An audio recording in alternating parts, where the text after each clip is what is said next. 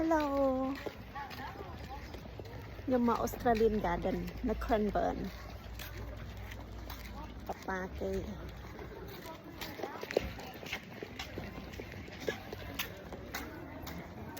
កូននាំកូនចេញដើរជិត3ខែសល់មួយថ្ងៃជិត3ខែហើយទិញសបុតទេនេះដឹងហើយចាំអូមនុស្សច្រើនណាស់បងប្អូន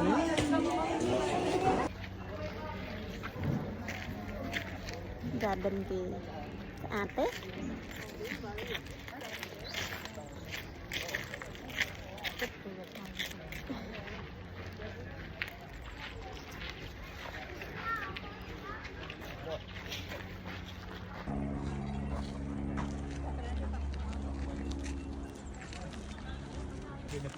ថតរូបនេះកូន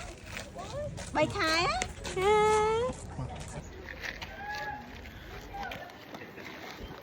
Selfie quá, selfie. ឥឡូវចេញដំណើរទៅកន្លែងមួយទៀតហើយអត់ដែរមកលើកទី1ដែរបងប្អូនហើយរកកន្លែងចតឡានរកកន្លែងដើរឡើងវិញ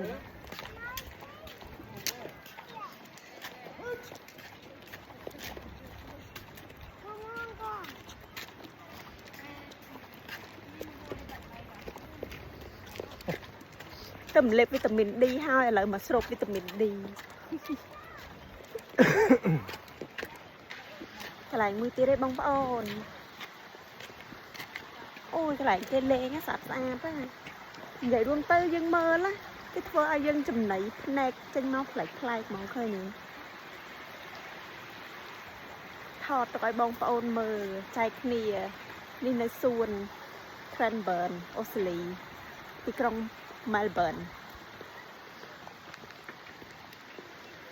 បងប្អូនមើលទៅស្គៀបគេអានេះកន្លែង display ក៏មួយទៀត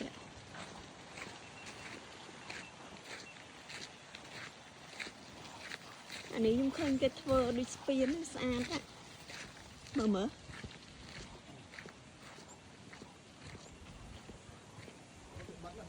អូគេបិទហ្នឹងគេឲ្យឡើងផង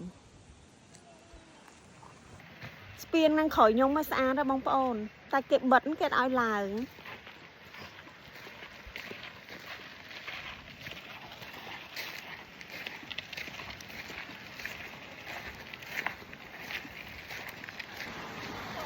ស្អាតណាបងប្អូន